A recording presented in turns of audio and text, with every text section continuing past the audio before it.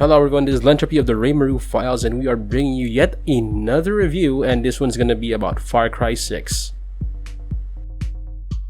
You play the role of Danny, and you find yourself thrown into the fray of fighting for the guerrillas, trying to overthrow the iron hand of the cunning and captivating Anton Castillo. You don't have a lot to your name, but that could change if you help the many citizens living under the foot of the oppressive government. So off you go to the land of Yara, and many adventures ahead. First is the production, meaning how the game looks and sounds. The first thing that caught my attention were the faces. They're very highly detailed and animate well, the lip sync is pretty on point, and leave very little to look jarring. When cutscenes are played out, I don't feel particularly bored watching them since everyone communicates so much with their voice and their movement. It's very nice. The texturing of various surfaces keep the immersion consistent, whether it be the ground, the walls of a building, or even random objects like barrels or windows. The vehicles in particular also look convincingly used, having scratches or dents here and there, or maybe a bit of a faded paint job.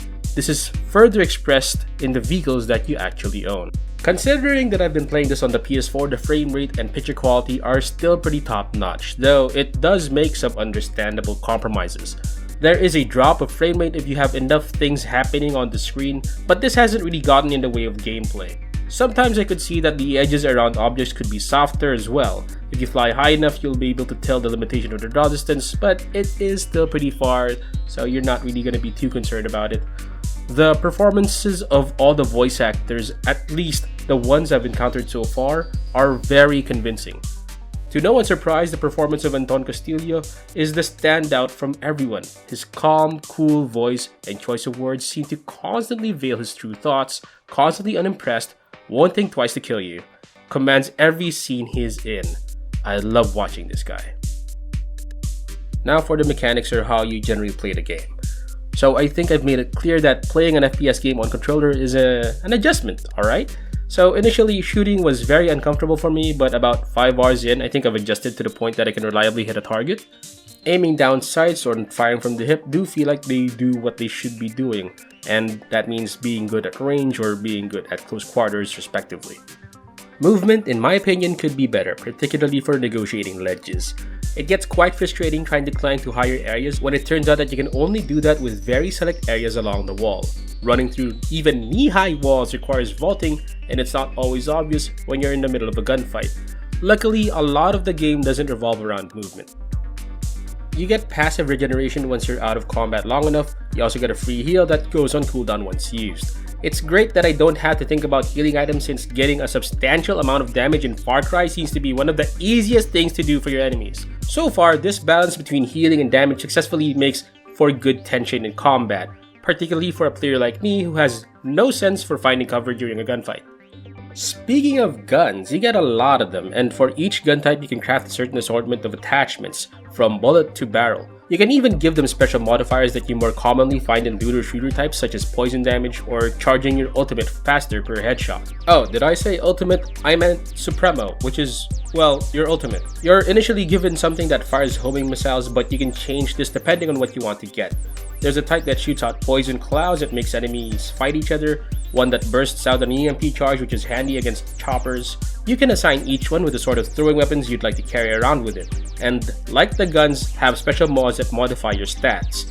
The clothing you wear or your gear also gives you certain abilities such as moving faster after receiving damage, detecting enemies easier, picking up more loot than usual, the list goes on. And finally, you have an amigo, a handy animal friend that initially starts out as a crocodile, but you can find other furry, feathered, and scaled pals to join you on your adventures later on.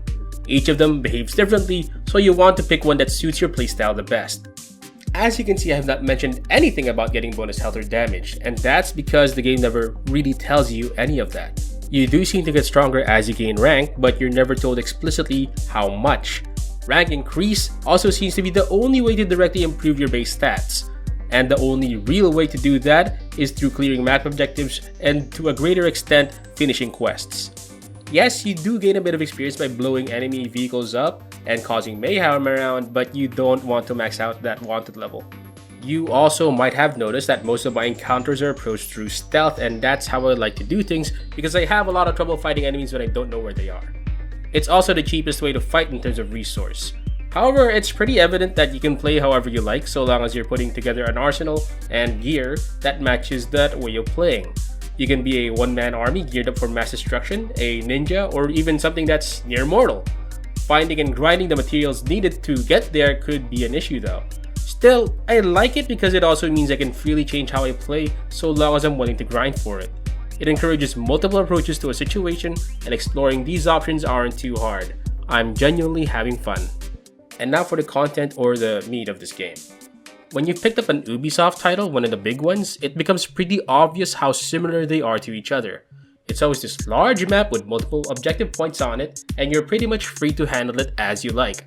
The problem with this is having either a large map with a whole lot of nothing on it, or overpopulating it with objectives, and it's overwhelming and paralyzing because you don't know where to start.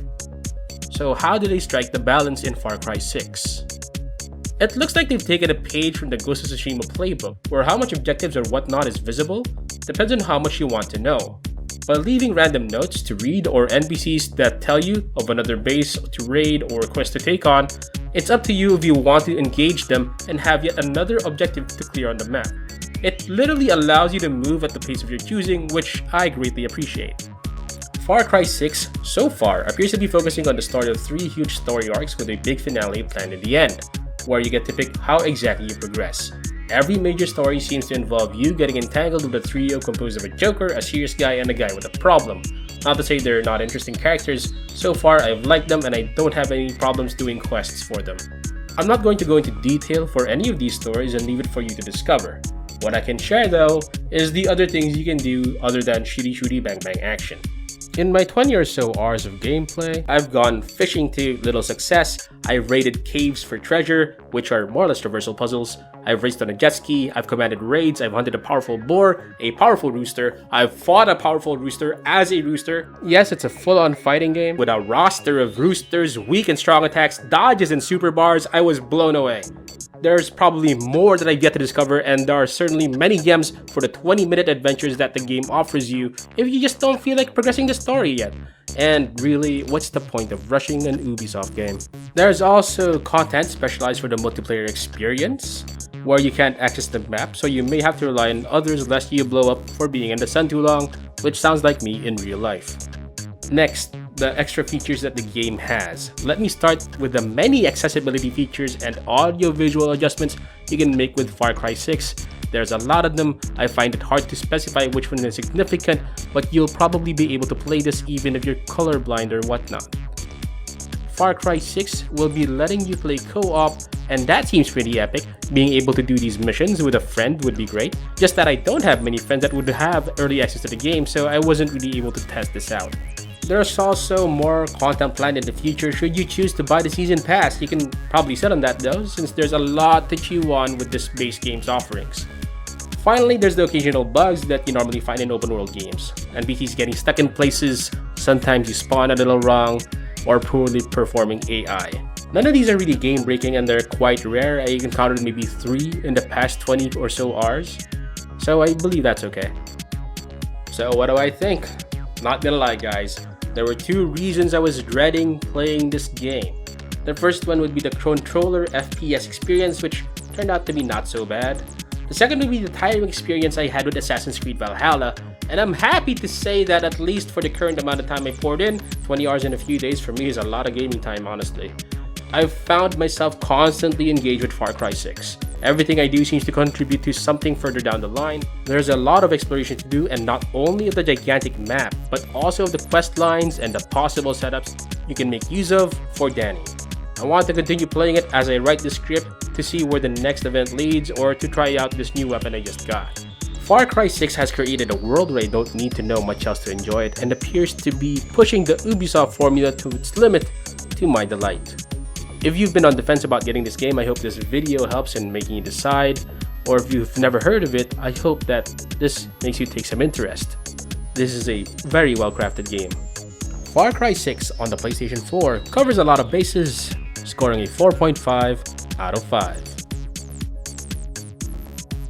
Thank you for watching our video. If you like this kind of content, we've got more coming. If you want to see other content, there's more on this YouTube channel. And there's also our site, Reimaru Files. Be sure to follow us on the usual social media, that's Facebook, Instagram, and Twitter. Alright, bye then, until next time.